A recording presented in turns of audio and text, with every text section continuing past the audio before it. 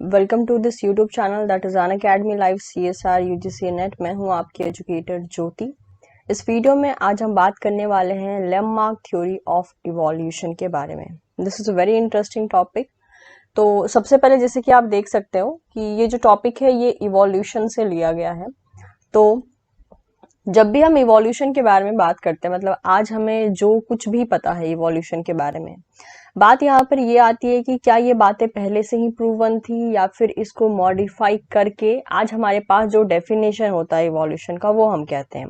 जैसे कि इवोल्यूशन के लिए हम कहते हैं कोई भी इस टाइप का चेंज जो कि हेरिटेबल बेसिस पे काम करता हो, यानी एक ऐसा चेंज जो कि पेरेंट्स में आएगा and with the help of inheritance वो जो है ऑफस्प्रिंग में भी जाएगा। ठीक है, एंड वक्त के साथ साथ कुछ कैरेक्टर में मॉडिफिकेशन होते रहेंगे और इन सारे चेंजेस को हम इवोल्यूशन का नाम देते हैं।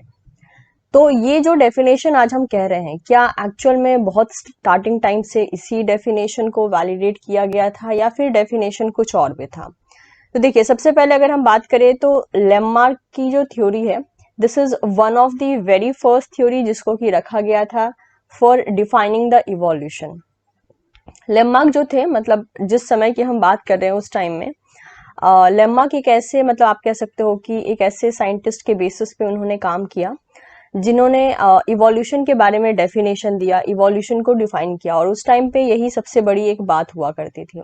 इतना ही नहीं, लेममार्क की जो थ्योरी थी उसमें ऑब्वियसली बहुत सी कमियां रह गई थी। कुछ कुछ बातें ऐसी हैं लेममार्क की जो कि हम आज भी यूज करते हैं, मैक्सिमम बातें ऐसी हैं जिनको कि डिस्प्रूव कर दिया गया, लेकिन समहाउ ऐसी मतलब हम देखेंगे कि क्या एक्चुअल में लेममार्क ने थ्योरी दी थी, क्यों उसको समहाउ जो है अप्रूव नहीं किया गया, क्या क्या कमियां रह गई थी। ठीक है, लेममार्क की बात जो है कल की जो मेरी क्लास होगी उसमें हम बात करेंगे डार्विनिज्म के बारे में, कि जो डार्विन की थ्योरी थी, that is Darwin theory of evolution, वो क्या थी और उसने लेममार्क की कमियों को कैसे दूर किया। और डार्विन की भी थ्योरी मतलब पूरी की पूरी, मतलब आप कह सकते हो सही नहीं मानी जाती है, ऑब्वियसली उसमें भी बहुत से चेंजेस किए गए हैं। ठीक है, तो हम इन सारी चीजों के बारे में वन बाय वन डील करेंगे। तो मेरा नाम है ज्योति कुमारी और आप मुझे अनअकैडमी के यूट्यूब चैनल पे देख रहे हैं। ये मेरी प्रोफाइल है। अगर आप इंटरेस्टेड होते हैं तो आप अनअकैडमी के प्लेटफॉर्म पे विजिट करके मुझे फॉलो भी कर सकते हैं, ताकि जितने भी मेरे लेक्चर हो आपको जो है उसका नोटिफिकेशन टाइम पे मिल पाए। ठीक है, these are the plus courses of mind. ठीक है, प्लेटफॉर्म पे जो यूनिट्स कवर करती हूँ मैं वो है unit number 2, 4, 5, 6, 10, 11 along with the previous year question and strategy session. Apart from this, there is an offer which is going on Unacademy Plus subscription. इस ऑफर के अकॉर्डिंग अगर आप अपना सब्सक्रिप्शन 26 सितंबर से लेके 30 सितंबर तक लेते हैं, इस टाइम ड्यूरेशन में अगर लेते हैं, तो आपको 20% का डिस्काउंट मिलेगा आपके ओवरऑल सब्सक्रिप्शन पैकेज पे। ये जो डिस्काउंट है ये जनरल डेज में सिर्फ 10% का रहता है। अभी फिलहाल में ये 20% का चल रहा है, और ये 20% डिस्काउंट आपको तब मिलेगा जब आप यूज करेंगे कोड ज्योति के लाइव। अगर आपकी नीड है तो आप बिल्कुल प्रोसीड कर सकते हैं, बिकॉज दिसंबर 2022 के लिए जो बैच है वो ऑलरेडी रनिंग है और आप उसका पार्ट बन सकते हैं। आप अभी भी ज्वाइन करके जो पुरानी क्लासेस हो चुकी हैं उनको रिकॉर्डिंग के थ्रू कवर कर सकते हैं, और बाकी सारे पोर्शन को आप मेनली लाइव क्लास में अटेंड करके कवर कर सकते हैं। ओके,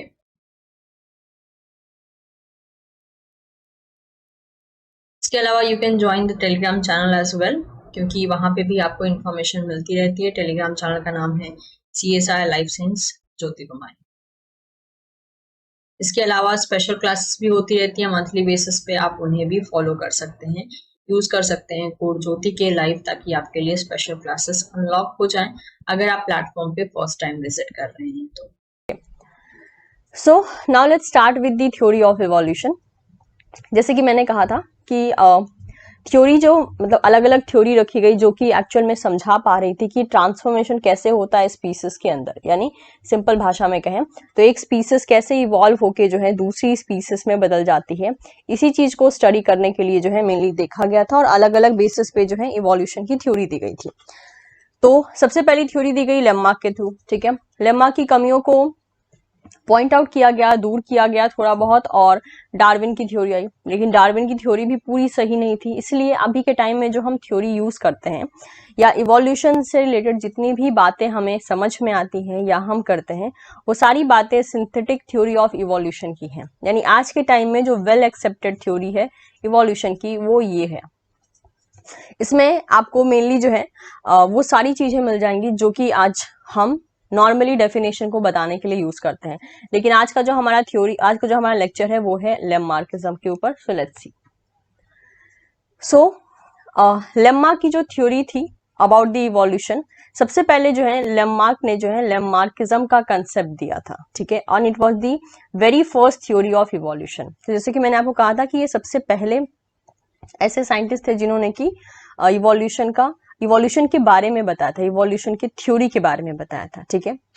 सो 18th सेंचुरी के अंदर although some 18th century naturally suggested that life evolve as environment change, only one proposed a mechanism for how life changes over time, that is the French biologist Jean Baptiste de Lamarck, ठीक है।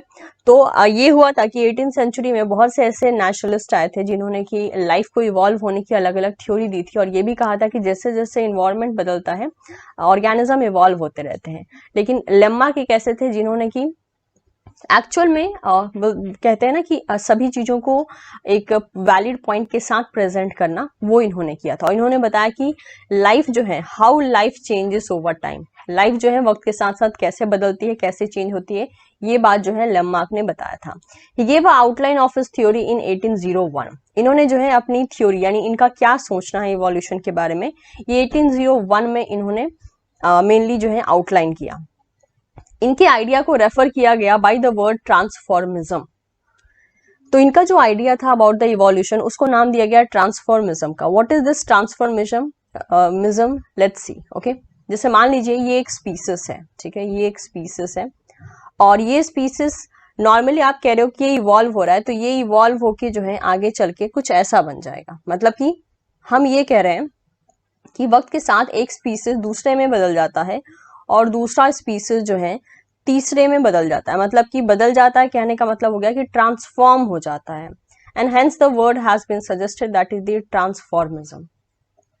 तो ये कहना था Lamarck का। लेकिन somehow ये बात उतनी सही नहीं होती है, क्योंकि अगर एक ही ऑर्गेनिज्म दूसरे ऑर्गेनिज्म में बदल रहा है और दूसरा ऑर्गेनिज्म तीसरे ऑर्गेनिज्म में बदल रहा है, तो बात ये आती है कि फिर हमें इन्वायरमेंट में या इकोसिस्टम में इतना वेरिएशन देखने को कहाँ से मिलता है।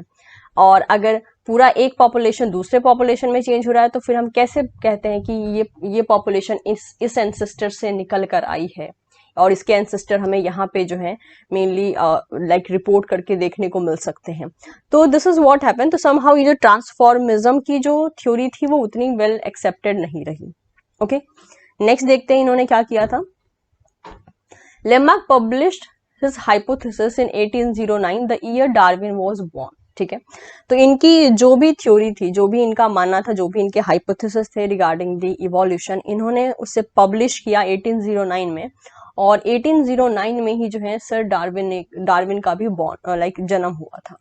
ही explain his finding using the two principle. Lamarck ने अपनी बातों को प्रूव करने के लिए दो प्रिंसिपल का सहारा लिया।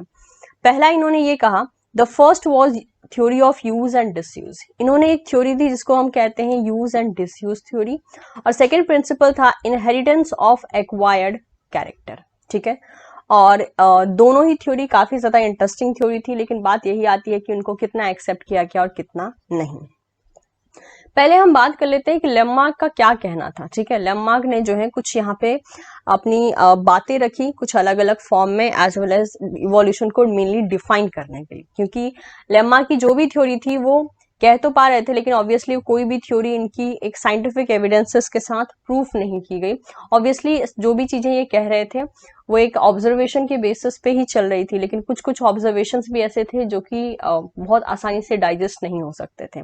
जैसे कि सबसे पहला अगर हम बात करें कि इनका पहला पोस्टुलेट क्या था, इंटरनल वाइटल फोर्सेस। यानी इनका ये कहना था कि सारे ऑर्गेनिज्म में कुछ इंटरनल वाइटल फोर्सेस होती है, यानी जिसे हम कहते हैं विल पावर, आपकी अंदरूनी क्षमता, ठीक है। तो लेमार्क ने ये कहा कि आपका जो इंटरनल विल पावर होता है वो आपके अंदर एक न्यू स्ट्रक्चर को डेवलप कर सकता है या न्यू ऑर्गन को डेवलप कर सकता है आपके, मतलब कि एक जो नीड आप में क्रिएट हो रही है, इफ यू वांट कि यस आपको इस चीज की जरूरत है and you have that kind of will power, तो आप जो है वो न्यू ऑर्गन या वो न्यू स्ट्रक्चर डेवलप कर सकते हो।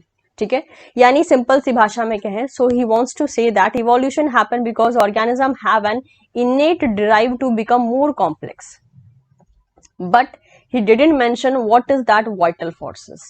तो इन्होंने ये तो कह दिया कि हर एक ऑर्गेनिज्म के अंदर एक वाइटल फोर्सेस होती है जो उसको वक्त के साथ बदलने में मदद करती है, वो जैसा चाहता है वैसा बदल जाता है, और इस बदलाव के कारण हमेशा जो है ऑर्गेनिज्म कॉम्प्लेक्स, सिंपल से कॉम्प्लेक्स फॉर्म में कन्वर्ट हो जाता है।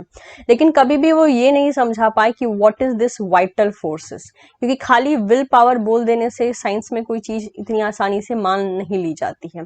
तो कभी भी वो ये चीज नहीं समझा पाए कि ये वाइटल फोर्सेस एक्चुअल में क्या है, किस फॉर्म में है। ठीक है, ये इनका पहला पोस्टुलेट था लेमार्क का, जिसको कि हम लेमार्किज्म के नाम से जानते हैं। नेक्स्ट इन्होंने ये कहा बॉडी साइज लार्ज, यानी इनका ये कहना था कि जैसे जैसे ऑर्गेनिज्म का इवोल्यूशन होता रहता है, ऑर्गेनिज्म जो है उनका बॉडी साइज इंक्रीज होता रहता है। ठीक है, ये इन्होंने कहा। लेकिन ऑल्दो इस लाइन, मतलब इस बात को भी डिस्प्रूव किया गया, क्योंकि ऐसे बहुत से ऑर्गेनिज्म है जो कि इवॉल्व होकर जो है अब वो स्मॉलर साइज ले चुके हैं rather than a big large body size. ठीक है, थर्ड देखते हैं। थर्ड इनका पोस्टुलेट था fluctuation of environment and the new need. इनका ये कहना था क्योंकि इन्वायरमेंट बहुत ज्यादा डायनामिक है, यानी एक कांस्टेंट बेसिस पे नहीं रहता है, ये वक्त के साथ साथ चेंज होता रहता है, और ये जो चेंजेस होते हैं वो एक मतलब उस एरिया को एक एडवर्स कंडीशन में बदल सकते हैं, और इस एडवर्स कंडीशन से फाइट करने के लिए ऑर्गेनिज्म को कुछ नए नीड को डेवलप करना पड़ता है, और उस नीड को फुलफिल करना पड़ता है कुछ नए टाइप के डिमांड के थ्रू।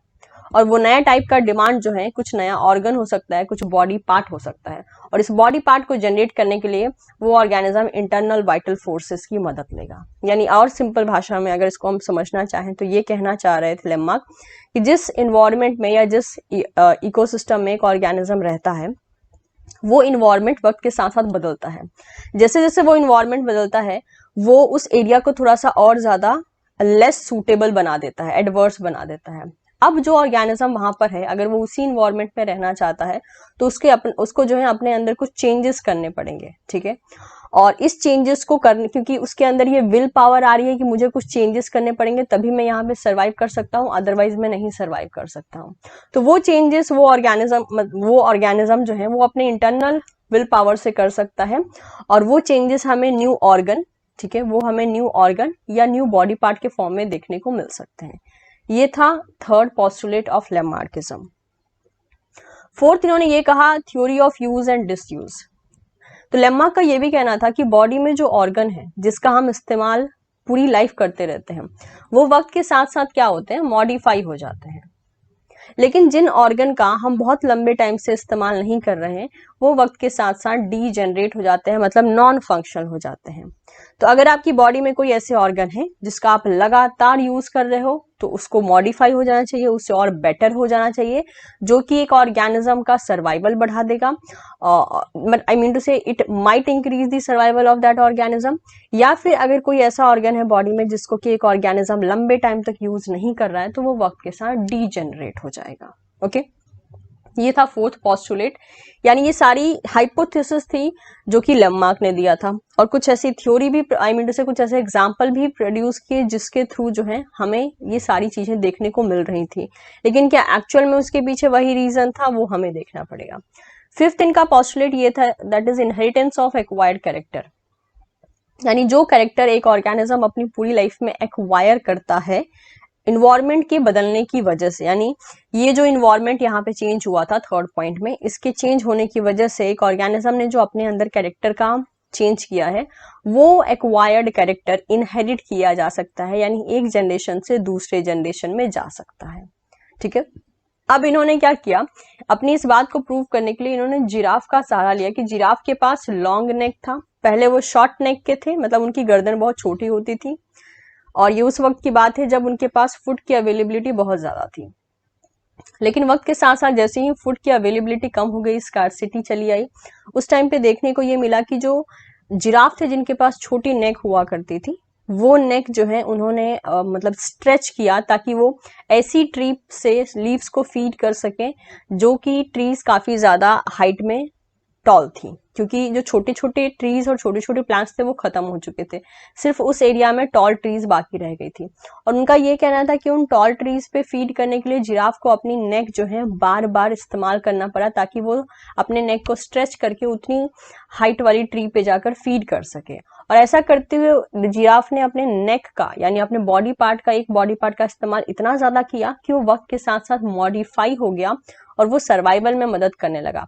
और आज के टाइम में जितने भी जिराफ है उनकी लॉन्ग नेक इसलिए पाई जाती है क्योंकि ये जो नया कैरेक्टर आया उसे इनहेरिट कर लिया गया न्यू जनरेशन में। और आज के टाइम में जितने जिराफ होते हैं सभी के पास जो है लॉन्ग नेक है। ठीक है, तो ये सारी बातें इन्होंने कही।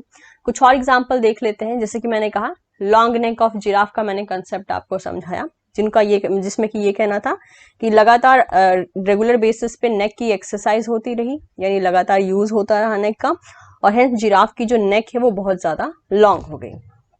इसके बाद इन्होंने ये कहा कि जो स्नेक हैं एज बिकॉज उनको एक ऐसे एरिया में मेनली सरवाइव करना पड़ता है, क्योंकि जब वो क्रीपिंग कर रहे होते हैं यानी जमीन पे जब वो रेंग के चल रहे होते हैं और जब वो अपने बोरोज में एंटर करते हैं तो उस टाइम पे उनके जो लिम्स होते हैं वो अक्सर जो ड्राई लीव्स या फिर ड्राई स्टेम्स पड़े रहते थे उसमें फंस जाते थे।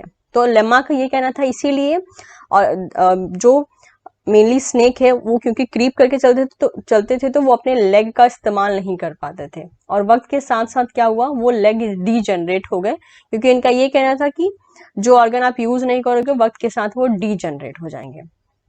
इवन इन सेम वे आज के टाइम में जो मतलब कि हमारे अंदर जो वेस्टिजियल ऑर्गन है वो भी एक ढंग से इसी चीज का रिजल्ट हो सकती है कि उसको यूज नहीं किया गया, that is why they are non functional right now.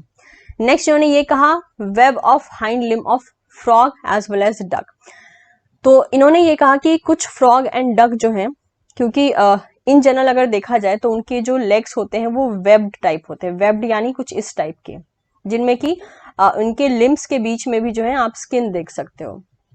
ये इसलिए हुआ क्योंकि कभी कभी इनको खाने की तलाश में जो है वाटर में जाना पड़ा और वाटर में स्विमिंग की जरूरत थी, और ये वेब टाइप के फीट जो हैं वो एक्चुअल में स्विमिंग में मदद करते हैं। ये सारा एग्जाम्पल दिया। कुछ और एग्जाम्पल देखते हैं। इसके अलावा लेम्मार्क ने ये भी कहा कि जो केव फिश होती हैं, जो गुफाओं में रहने वाली फिश होती हैं, वो अक्सर अंधी होती हैं। ऐसा क्यों? क्योंकि केव में प्रेजेंट जो फिश होती हैं वो कभी भी अपनी आंखों का इस्तेमाल नहीं करती है, they are not using their eye continuously, and that is why उनका जो आई है होता है वो एक ढंग से नॉन फंक्शनल मतलब नॉन फंक्शनल हो गया वक्त के साथ साथ, क्योंकि केव में जो है उनको अपनी आंखों को यूज करने का मौका नहीं मिला, और हेंस आज के टाइम में जो है उनकी आईज डीजेनरेट हो गई है due to the lack of use for the very long period of time. Giraffe का नेक का तो मैंने आपको स्टोरी बता ही दिया क्या था। तो इन सभी बातों का यूज करके, इतने सारे एग्जाम्पल्स थे, इन सभी का यूज करके जो है लेम्मार्क ने अपनी थ्योरी को प्रूव करने की कोशिश की कि जो भी वो बोल रहे हैं वो सही है। ठीक है, अब आती है कि उनकी कितनी बातें सही थी। तो चला आता है क्रिटिसिज्म फॉर द लेम्मार्किज्म। उनकी जो लेम्मार्किज्म की पूरी थ्योरी थी, पोस्टुलेट था, उसको कैसे क्रिटिसाइज किया गया। तो सबसे पहले देखा जाए, जैसे कि मैंने कहा था, इनका एक ये स्टेटमेंट था कि वक्त के साथ साथ जैसे जैसे ऑर्गेनिज्म इवॉल्व होता है उसका बॉडी साइज लार्ज हो जाता है। लेकिन आज के टाइम में बहुत से ऐसे फर्न्स हैं, कॉनिफर्स हैं, ठीक है, गिंगैनेटिक ट्रीज हैं, वो क्या है आज के टाइम में जो है, but now they are very much smaller in size. तो कुछ ऐसे भी मतलब कि प्लांट एंड ट्रीज थे जो कि पहले बहुत ज्यादा लार्ज हुआ करते थे, लेकिन आज के टाइम में उनका साइज बहुत स्मॉल हो गया है, जबकि बहुत लंबे टाइम से वो भी इवॉल्व हो रहे हैं। तो यहाँ पर इस चीज को जो है डिस्प्रूव कर दिया गया। नेक्स्ट उन्होंने ये कहा था इनहेरिटेंस ऑफ एक्वायर्ड कैरेक्टर, यानी जो कैरेक्टर एक्वायर करता है ऑर्गेनिज्म वो वक्त के साथ साथ नेक्स्ट जनरेशन में इनहेरिट कर लिए जाते हैं नए ऑफस्प्रिंग के थ्रू। अब यहाँ पे यही आता है बात कि अगर ऐसी बात है तो जो ब्लैक स्मिथ होता है, ठीक है, एंड मेटल वर्कर जो होते हैं, मतलब कि जो लोहार बोल लीजिए, ठीक है, तो इस टाइप के जो लोग होते हैं black Smith and metal area में काम करने वाले वर्कर्स, उनके मसल्स बहुत ज्यादा स्ट्रांग होते हैं। तो कहा यह गया फिर तो उनके ऑफस्प्रिंग जो प्रोड्यूस होंगे उनके मसल्स ऑलरेडी स्ट्रांग होने चाहिए, वो तो वीक प्रोड्यूस ही नहीं होने चाहिए। बट ऐसा केस नहीं था। तो क्योंकि strong muscles was the acquired character, जिसको एक्वायर्ड किया गया है, जिसको डेवलप किया गया है, लेकिन उतने ही स्ट्रॉन्ग मसल्स जो है ऑस्प्रिंग में चला जाए, ये ये जो है समहाउ एक वैलिड मतलब पॉइंट नहीं था। सिमिलर बेसिस पे जैसे कि आपने देखा होगा लड़कियां जो है कान में पियर्सिंग करवाती है, बट कभी आपने ये नहीं देखा होगा कि उनसे होने वाले ऑस्प्रिंग के कान में ऑलरेडी पियर्सिंग हो। तो पियर्सिंग करवाना that is a acquired character, मतलब कि एक्वायर्ड कैरेक्टर, लेकिन वो एक्वायर्ड कैरेक्टर जो है इनहेरिट नहीं किया जाता है। ठीक है, ऐसे ही बहुत से एग्जाम्पल है, लाइक टैटू ले लीजिए। जो जिस इंसान की बॉडी पे टैटू है, आप ये नहीं कह सकते क्योंकि टैटू बनवा लेना it is again a type of the character which is acquired in the life. ठीक है, जब वो लिविंग कर रहा है वो ऑर्गेनिज्म, तो वो कैरेक्टर को वो एक्वायर कर रहा है अपनी लाइफ में, लेकिन ऐसा नहीं है कि उससे प्रोड्यूस होने वाला ऑस्प्रिंग की बॉडी पे ऑटोमेटिकली पहले से ही टैटू होगा।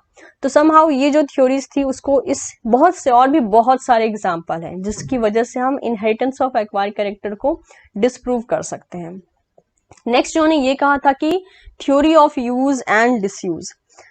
तो डिसयूज का तो एक वक्त के लिए समझ में आता है कि ठीक है, जिस ऑर्गन का इस्तेमाल बॉडी में नहीं होगा वो माइट भी वक्त के साथ साथ जो है वो प्रॉपर ढंग से काम नहीं कर पाएगी, लेकिन जिसका यूज हो रहा है वो लगातार मॉडिफाई होती रहेगी, ये भी चीज कुछ हजम नहीं हुई। ऐसा क्यों?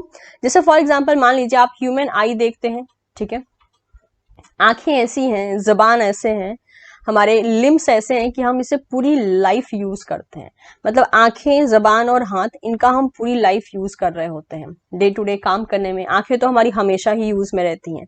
तो बात ये थी कि वक्त के साथ साथ हमारी आईसाइट वीक हो जाती है, ठीक है, या फिर ऐसा नहीं है कि वक्त के साथ साथ because we are using our eye for a very longer basis, ऐसा नहीं है कि हमारी आंखों में जो है कुछ और ही अलग टाइप का कैरेक्टर चला आया हो।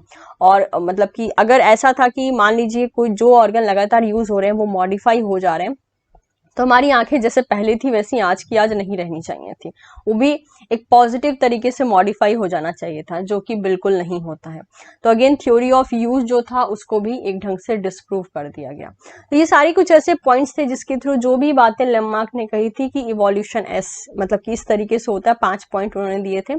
सारे पॉइंट्स को जो है बहुत से एग्जाम्पल को देकर क्रिटिसाइज कर दिया गया। और विल पावर को तो वो खुद ही नहीं बता पाए थे कि what is that actually the will power is, तो वो तो वैसे ही हटा दी गई वो थ्योरी। तो ये कुछ क्रिटिसिज्म था। इतना ही नहीं, इनको क्रिटिसाइज करने के लिए एक और यहाँ पर मेनली साइंटिस्ट थे जिनका नाम है विजमैन, ठीक है, या Weismann, whatsoever you want to pronunciate. So इन्होंने क्या किया, ये एक बहुत ही मतलब बड़े क्रिटिक थे फॉर द लेमार्क, जो कि लेमार्क का जो थ्योरी दिया गया था, ठीक है। तो इन्होंने एक थ्योरी दी जिसे हम कहते हैं theory of continuity of germ plasm. इन्होंने ये कहा, क्योंकि लेमार्क ने इनहेरिटेंस ऑफ एक्वायर्ड कैरेक्टर कहा था, तो इन्होंने बोला कि ये जो थ्योरी है वो अपने आप में एक लाइन में पढ़ो तो सही लगती है, लेकिन जो कैरेक्टर, जो इनका ये कहना था कि जो कैरेक्टर हम सोमैटिक लाइन में एक्वायर करते हैं, यानी सोमैटिक सेल में जो चीजें चेंज होती हैं वो एक जनरेशन से दूसरे जनरेशन में नहीं जा सकती हैं, लेकिन जो भी चेंजेस गैमेटिक लाइन में या गैमेटिक सेल्स में होती हैं या जर्म सेल में होती हैं, वही चेंजेस जो हैं वो नेक्स्ट जनरेशन में ट्रांसफर किया जा सकता है। तो इन जनरल देखा जाए तो प्रोटोप्लाज्म जो होता है 2 टाइप का होता है, सोमैटोप्लाज्म जो कि सोमैटिक सेल में होता है, जर्म प्लाज्म जो कि जर्म सेल में होता है, ठीक है। तो वाइसमैन का यही कहना था कि जो सोमैटिक लाइन में जो चेंजेस होंगे वो कभी भी अगली जनरेशन में जाएंगे नहीं, और जो जर्म सेल में जो भी चेंजेस होंगे वो अगली जनरेशन में चले जाएंगे। तो इन्होंने क्या किया, इन्होंने माउस लिया और माउस की टेल को लगातार 22 जनरेशन तक काटा, ठीक है, लेकिन किसी भी जनरेशन में जो ऑस्प्रिंग आते थे उनमें से किसी भी ऑस्प्रिंग में कटा हुआ टेल नहीं मिलता था। जो भी ऑस्प्रिंग आते थे वो एकदम नॉर्मल टेल के साथ आते थे, ठीक है। तो इससे इन्होंने क्या किया, इन्होंने ये कहा कि भाई अगर लेम्मा की ये जो थ्योरी थी that is inheritance of acquired character, अगर ऐसा होता तो टेल जो है एब्सेंट रहना चाहिए था लगातार 22 जनरेशन में, लेकिन पूरे ही जनरेशन में जितने भी माउस के ऑस्प्रिंग आए उन सभी में टेल प्रेजेंट थी। तो इन्होंने ये कहा कि मैं लगातार 22 जनरेशन से इसको कट करते जा रहा हूँ टेल को, लेकिन मुझे एक भी टेल कटा हुआ माइस जो है वो नहीं मिला ऑस्प्रिंग के तौर पे। तो इनका यही कहना था कि जो चेंजेस, क्योंकि टेल को काटना is a type of the somatic changes, हम सोमैटिक सेल में चेंजेस कर रहे हैं, जर्म सेल में तो नहीं कर रहे हैं। तो इनका यही कहना था कि जो भी चेंजेस हम सोमैटिक लाइन में करेंगे वो चेंजेस कभी भी नेक्स्ट जनरेशन में जाएगा ही नहीं। जैसे मैंने आपको एग्जांपल दिया था कान के पियर्सिंग का, ठीक है, इसके अलावा भी बहुत टैटू का मैंने आपको एग्जांपल दिया, ब्लैक स्मिथ का एग्जांपल दिया। तो कभी देखा है कि जो कैरेक्टर एक इंसान में होता है जो वो पूरी लाइफ में एक्वायर करता है, वो कैरेक्टर डायरेक्टली जो है उसके ऑफस्प्रिंग में चला जाए? ऐसा नहीं होता है अनटिल और अनलेस कोई कैरेक्टर जर्म लाइन पे फिक्स हुआ हो। तो इनका ये कहना था, he said that the changes made in the somatic cell do not transfer to the next generation. जो चेंजेस सोमैटिक सेल में किए जाते हैं वो नेक्स्ट जनरेशन में नहीं जाएंगे।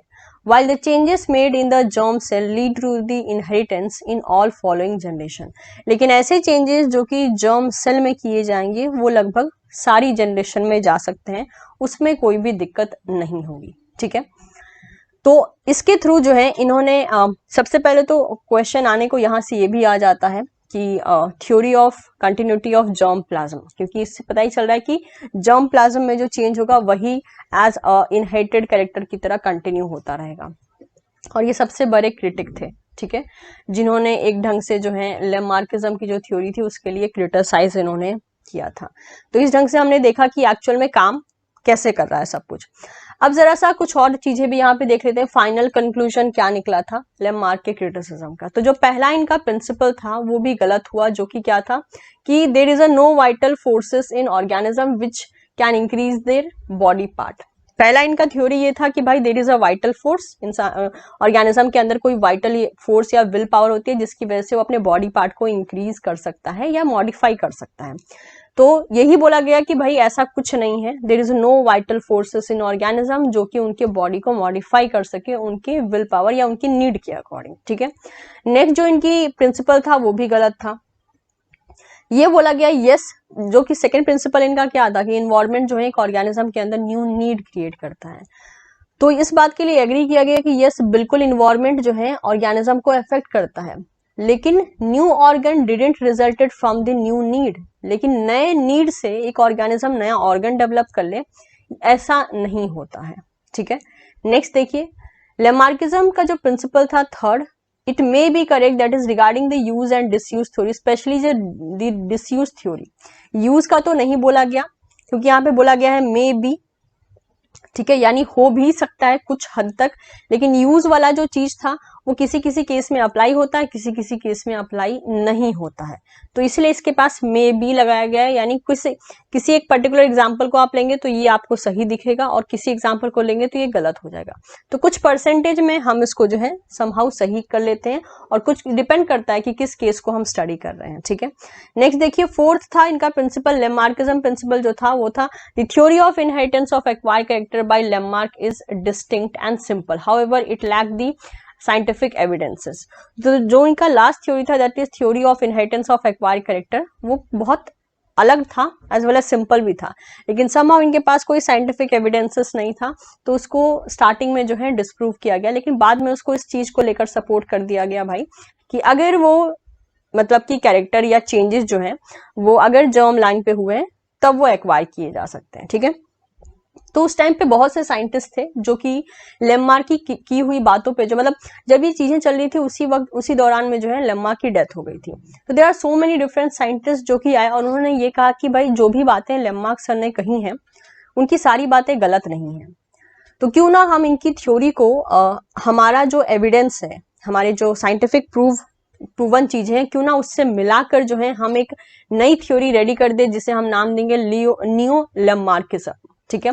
नियो का मतलब होता है न्यू, यानी न्यू टाइप का लेमार्किज्म इन्होंने नाम दे दिया। और इसमें क्या किया गया, इसमें उन सारी शॉर्ट कमिंग्स और लिमिटेशन को हटा दिया गया जो कि लेमार्किज्म को सही साबित नहीं कर रही थी। जो बातें लेमार्क की सही थी उनको रखा गया और कुछ नई चीजों को ऐड ऑन कर दिया गया। सो न्यू लेमार्किज्म क्या कहता है, न्यू लेमार्किज्म ये कहता है कि बिल्कुल इन्वायरमेंट इन्फ्लुएंस करता है ऑर्गेनिज्म के ऊपर, लेकिन चेंजेस इट्स हेरिडिटी, और जो हेरिडिटी होती है उसे वो चेंज कर देता है।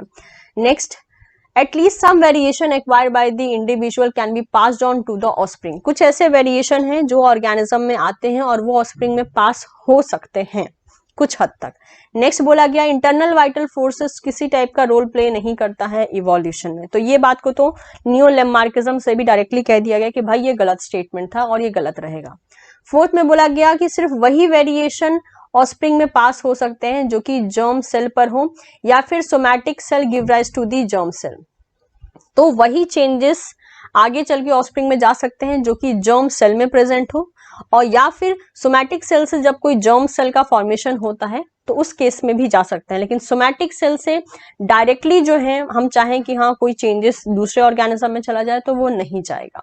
तो उसका सिर्फ केस यही है कि जर्म सेल में वो चेंज होना चाहिए, या फिर वो जो भी इवोल्यूशन या फिर आप कह सकते हो जो भी एक टाइप का चेंज है जो हम एक्सपेक्ट कर रहे हैं कि आने वाले ऑस्प्रिंग में भी होगा वो चेंज जर्म लाइन पे रहना चाहिए, तभी वो आगे चल के देखने को मिल सकता है। ठीक है, तो ये सारी स्टोरी थी रिगार्डिंग दी लेमार्किज्म कि लेमार्क ने क्या कहा, उनको कैसे क्रिटिसाइज किया गया और उनकी कौन कौन सी थ्योरी को आगे जो है हम आज भी कंसीडर करते हैं। जैसे आज हम ये बिल्कुल कंसीडर करते हैं कि इन्वायरमेंट जो है ऑर्गेनिज्म पे इन्फ्लुएंस करता है, और वो इन्फ्लुएंस जो होता है ऑब्वियसली ऑर्गेनिज्म उससे मतलब कि समहाउ फाइट बैक करने के लिए स्ट्रगल भी कर रहा होता है। ठीक है, तो ये कुछ ऐसी चीजें थी। और नेक्स्ट इसको जो लास्ट वाला थ्योरी जो कि हमने कहा जर्म सेल वाला, ये भी पूरा रिजेक्ट नहीं किया गया, लेकिन उसमें एक ये वर्ड ऐड कर दिया गया कि बिल्कुल जो कैरेक्टर्स हैं जो एक्वायर किए जाते हैं वो ऑस्प्रिंग में जा सकते हैं, लेकिन उसके लिए उन कैरेक्टर को जो है जर्म सेल में फिक्स रहना जरूरी है, या उन चेंजेस को रादर टू से उन चेंजेस को जर्म सेल में रहना जरूरी है, तभी वो एक जनरेशन से दूसरे जनरेशन में जा सकते हैं। Okay, so with this we are done with the Lamarckism as well as its criticism and neo-Lamarckism. okay, कल के लेक्चर में हम बात करने वाले हैं व्हाट इज डार्विनिज्म, डार्विन का क्या कहना था, उन्होंने कौन कौन सी चीजों को डिस्प्रूव किया और अपनी बातें जो है उन्होंने कैसी रखी, उनकी थ्योरी के अकॉर्डिंग, उनके अकॉर्डिंग जो है जो इवोल्यूशन का डेफिनेशन है वो क्या था। ओके, टाइम में भले ही हमें लेमार्क की थ्योरी सुनकर ऐसा लगता होगा कि लेमार्क ने बिना प्रूफ के इतनी सारी चीजों को कहा, हमने इतने सारे उनके पॉइंट्स देखे, उनके पॉइंट ऑफ व्यू देखे, बाकी सब साइंटिस्ट ने उनको कैसे क्रिटिसाइज किया, उनके पॉइंट को कैसे क्रिटिसाइज किया, हमने ये भी देखा, उनके थ्योरी में क्या एक प्लस पॉइंट था, हमने ये भी देखा। इन सब के बाद हम ये कह सकते हैं कि लेमार्क की थ्योरी में उतना दम नहीं था, ये हमें आज सुनने में ऐसा लगता है। But think about the time जब लेमार्क ने इवोल्यूशन के बारे में सोचा, जब कोई और सोचने को रेडी नहीं था, मतलब किसी और ने इवोल्यूशन के बारे में सोचा भी नहीं होगा, तब लेमार्क ने इवोल्यूशन की थ्योरी को प्रेजेंट करने के लिए ट्राई करना शुरू किया। ये कोशिश उस वक्त पे एक बहुत बड़ी बात थी। आज के टाइम में ये फनी साउंड कर सकता है काफी बच्चों को कि बिना ऑब्जर्वेशन के, बिना प्रूफ के लेमार्क इतनी सारी बातें क्यों कह रहे थे। नॉट बिना ऑब्जर्वेशन, बिना प्रूफ के, बिना साइंटिफिक प्रूफ के। तो उन्होंने बहुत से चीजों को अपने बिलीफ के बेसिस पे सबके सामने रखा था, और ये उस वक्त में बहुत बड़ी बात थी जब कोई और इस बारे में बात करने को रेडी नहीं था, क्योंकि वो एटलीस्ट ट्राई तो कर रहे थे किसी चीज की वजह जानने के लिए, या किसी चीज का जो है होने, कोई चीज अगर हो रही है तो उसका ओरिजिन जानने के लिए। उनकी बहुत सी बातें सही थी जो हमने देखा कि इन्वायरमेंट ऑर्गेनिज्म में नीड क्रिएट करती है। आज भी इन्वायरमेंट हमारे अंदर एक नीड क्रिएट करती है। जैसे इन्वायरमेंट बदलता है, हमें खुद को बदलना पड़ता है, लेकिन खुद को बदलने के पीछे का जो रीजन है वो इवोल्यूशन है, वो कोई वाइटल फोर्सेस नहीं है, ऐसी कोई विल पावर नहीं है कि हम जो चाहते हैं वो बन जाते हैं। तो लेमार्क की पूरी बातें सही भी नहीं थी, लेकिन पूरी बातें गलत भी नहीं थी। ये बोल सकते हैं आप कि उनका एक्सप्लेनेशन भले थोड़ा एक दो मतलब कुछ जगह पर गलत हो गया, लेकिन उन्होंने जो शुरुआत की थी कुछ चीजों की थ्योरी के लिए वो सही थी। तो ये मतलब बाकी साइंटिस्ट जो ये बात समझते हैं कि उस वक्त पे लेमार्क ने अपनी बातों को रखा जिस वक्त पे कोई सोच तक नहीं रहा था, इसीलिए इनकी जितनी भी बातें सही थी उसको एज अ न्यू लेमार्किज्म अभी भी रखा गया, लेकिन कुछ करेक्शन के साथ रखा गया, क्योंकि वो जो करेक्शन है वो इस थ्योरी को एक्सेप्टेबल बनाती है। क्योंकि लेमार्क के थ्रू जो भी थ्योरी दी गई थी, अगर हम उसको एज इट इज लेके चलते हैं तो हमें बहुत से वहां पे ड्रॉबैक पॉइंट्स भी देखने को मिलेंगे जो कि एक्सेप्टेबल नहीं होगा। तो इसीलिए जो चीजें उनकी सही थी उनको लेकर नियो लेमार्किज्म कर दिया गया, ताकि उनका कंट्रीब्यूशन भी बना रहे उन सभी चीजों में जिसमें उन्होंने मदद की, जिसमें उन्होंने अपना टाइम स्पेंड किया। क्योंकि जब भी ये टॉपिक मैं स्टूडेंट्स को पढ़ाती हूँ, स्टूडेंट्स को लगता है कि लेम्मा कितने इंटेलिजेंट होके उन्होंने बिना साइंटिफिक प्रूफ के ये सारी बातें क्यों कही। तो आप जरा इमेजिन कीजिए, उस वक्त की बात हो रही है, ये इस टाइम की बात हो रही है जब कोई और इस बारे में अभी फिलहाल में बोल भी नहीं रहा था, क्योंकि ये पहले ऐसे इंसान थे जिन्होंने सबसे पहली थ्योरी दी थी इवोल्यूशन की, जो अपने आप में एक बड़ी बात थी। जब इन्होंने थ्योरी दी तो बाकी सब ने भी सोचना शुरू किया कि हाँ, ऐसी भी कोई चीज हो सकती है।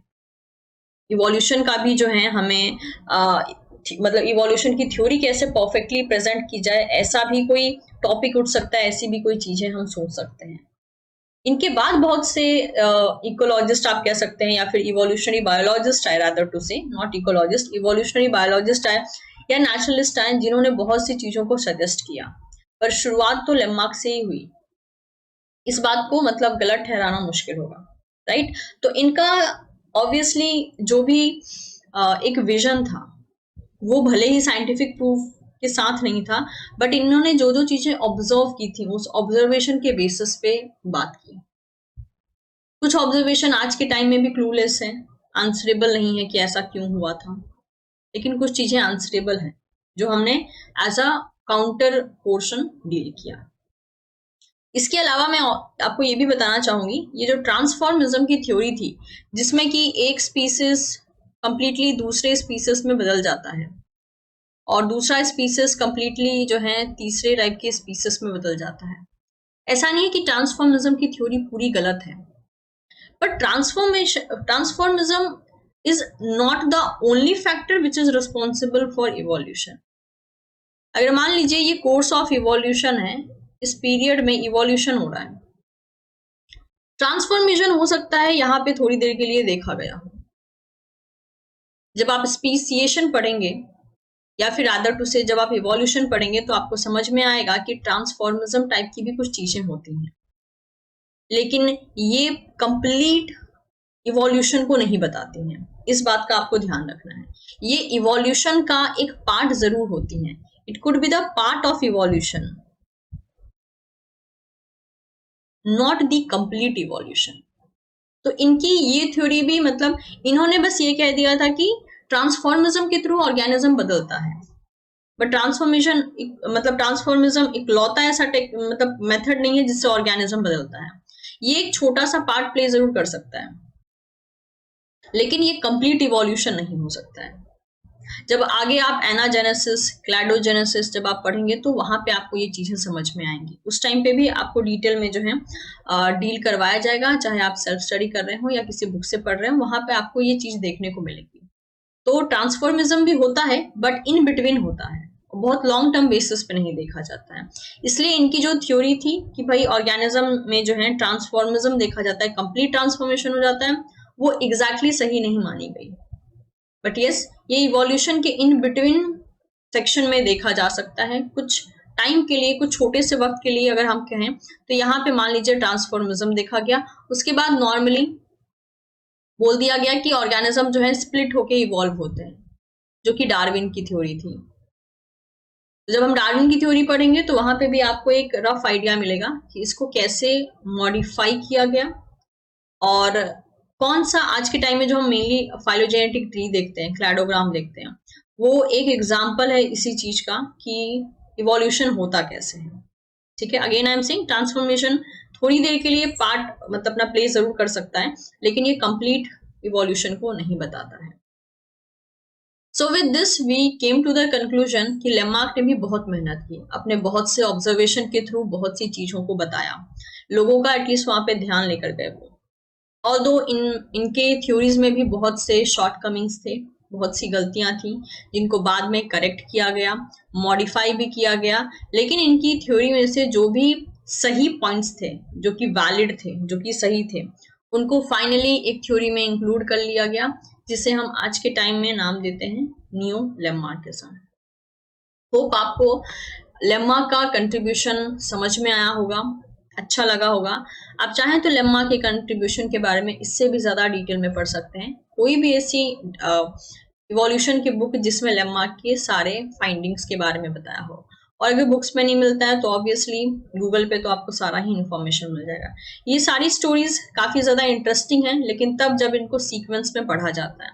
जब आप सीक्वेंस में पढ़ते हैं तो चीजों को समझ पाते हैं। होप ये लेक्चर आपको पसंद आया हो। Do like the video. अगर आपको लेक्चर अच्छे लगे हो तो इवन आप जो है इसे अपने दोस्तों के साथ भी शेयर कर सकते हैं। तो इसके अलावा अनअकैडमी पे 20% का डिस्काउंट चल रहा है आपके अनअकैडमी प्लस के सब्सक्रिप्शन पे। आप इंटरेस्टेड होते हैं तो ज्योति के लाइव कोड का इस्तेमाल करके आप 20% डिस्काउंट ले सकते हैं। ये जो ऑफर है, मेक श्योर ये ऑफर 26 सितंबर से लेकर 30 सितंबर तक वैलिड रहेगा। ओके, सो एवरीवन, मिलना होगा बहुत ही जल्द आपसे एक आने वाले सेशन में। Till then take care and keep learning.